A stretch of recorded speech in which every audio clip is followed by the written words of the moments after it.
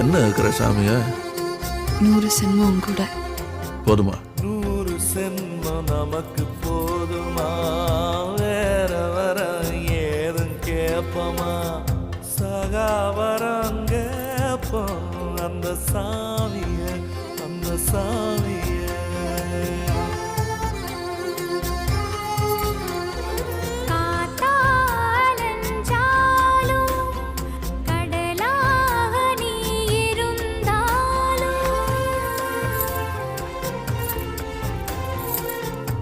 ஆகாசமான போதிலும் என்ன ஒரு எடுத்த போது